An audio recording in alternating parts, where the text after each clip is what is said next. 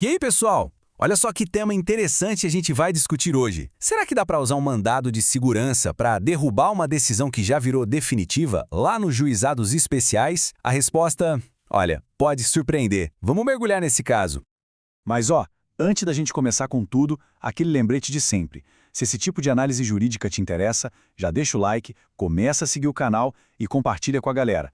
Esse apoio é o que move o nosso trabalho por aqui. É fundamental. Então, a pergunta que não quer calar é a seguinte. Imagina que um processo inteiro foi julgado pelo juiz errado, na cidade errada, só que ninguém viu isso a tempo e a decisão se tornou final, com o famoso trânsito em julgado. E aí, acabou mesmo? Ainda tem alguma carta na manga? É exatamente isso que a gente vai descobrir. E, para deixar tudo isso bem claro, vamos usar um caso prático, a história do João. Ele é um ex-aluno que processou a universidade estadual onde estudou. A jornada dele nos tribunais vai mostrar, na vida real, como essa confusão toda acontece. Então vamos lá, passo a passo, o que aconteceu com o João? Primeiro, ele entrou com ação na capital, mas o juiz de lá mandou o caso para uma cidade do interior onde ficava a universidade. Lá, a decisão foi ruim para o João. Ele recorreu, mas a turma recursal manteve a sentença. E aqui vem o ponto-chave. A decisão transitou em julgado, virou definitiva. Fim da linha? Para o João, não. É aqui que a história dá uma virada de 180 graus. O João, inconformado, fez algo diferente. Ele foi direto ao Tribunal de Justiça com um mandado de segurança. E o argumento dele era ousado. Ele disse que todo o processo lá no interior era nulo, porque aquele juiz nunca teve competência para julgar o caso. Basicamente, ele queria apertar o reset em tudo. Tá, mas para a gente entender essa jogada do João, a gente precisa voltar um pouquinho e entender a regra do jogo, certo? Onde é que se entra com um mandado de segurança contra uma decisão do juizado especial? Tem uma regra geral e, claro, uma exceção que muda tudo. Funciona assim. A regra geral, que está lá na súmula 376 do STJ, diz que o mandado de segurança tem que ser julgado pela turma recursal do próprio juizado. Mas, como em quase tudo no direito, tem uma exceção. Se a discussão é sobre a própria competência do juizado, aí sim, o mandado de segurança pode ir direto para um tribunal maior, como o TJ. Foi nessa brecha que a defesa do João apostou todas as fichas. Só que tinha uma pedra, ou melhor, uma muralha no caminho do João. Um dos conceitos mais fortes do nosso direito, a coisa julgada. Quando uma decisão transita em julgado, ela, em teoria, vira uma verdade absoluta e imutável. E essa muralha apareceu bem na frente do mandado de segurança dele.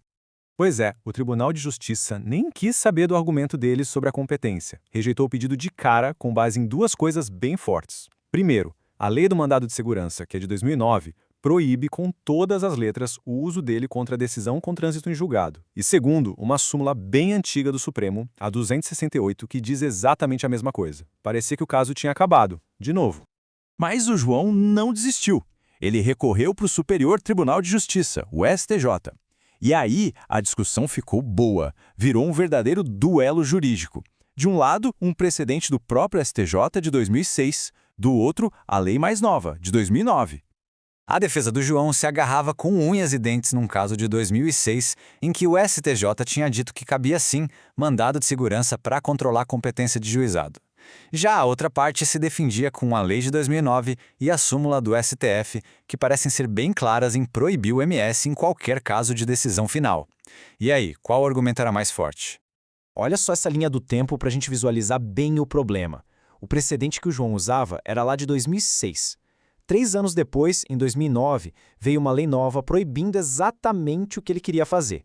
O caso dele foi julgado muito depois, já com a lei nova valendo. A grande pergunta para a STJ era: essa lei de 2009 cancelou o entendimento antigo de 2006? Entender esses detalhes faz toda a diferença, né? E é por isso que a gente faz esse trabalho aqui. Explicar esses temas complexos é a nossa missão. E olha, compartilhar uma análise como essa ajuda demais a gente a levar essa clareza para mais gente. Então, se estiver achando útil, já sabe. Bom, voltando ao nosso caso. Chegou a hora da verdade. O Superior Tribunal de Justiça pegou o caso para decidir. E aí, será que a tese do João, baseada naquele precedente antigo, conseguiu convencer os ministros? Ele conseguiu anular a decisão? A resposta? Um sonoro e definitivo não. O recurso do João foi negado. A muralha da coisa julgada continuou de pé, firme e forte. E por que não? O STJ explicou direitinho, em 4 pontos bem claros. Primeiro, a lei de 2009 é taxativa, não dá para ignorar. Segundo, Se eles aceitassem o MS, estariam criando uma espécie de ação rescisória disfarçada, que é algo que não pode existir nos juizados. Terceiro, e muito importante, a segurança jurídica, a certeza de que uma decisão final é final de verdade. E por último, o STJ disse que aquele precedente de 2006 não servia porque ele não tratava de um caso que já tinha transitado em julgado. Então, no final das contas, qual é a grande lição que a gente tira do caso do João e da decisão do STJ? Agora a gente chega na regra definitiva que responde aquela pergunta lá do comecinho. E para não deixar nenhuma dúvida, a gente pode ler o que o próprio STJ escreveu. Essa citação aí resume tudo. A proibição na lei é absoluta. Não importa se o argumento é bom, se realmente houve um erro de competência, se a decisão transitou em julgado, a porta do mandado de segurança se fecha. Fim de papo. E é isso, pessoal. Chegamos ao fim de mais essa análise. Agradeço demais a companhia de todo mundo até aqui. E para quem curte ouvir, não esquece de seguir o DireitoCast lá no Spotify para mais conteúdo como esse. E olha, o apoio de quem nos acompanha é tudo. Deixar um like parece um gesto pequeno, mas ajuda a gente de uma forma que vocês não fazem ideia. É o que nos impulsiona. E claro, para continuar recebendo essas análises em vídeo, é só encontrar o DireitoCast no YouTube ou no TikTok. Um abraço e até a próxima.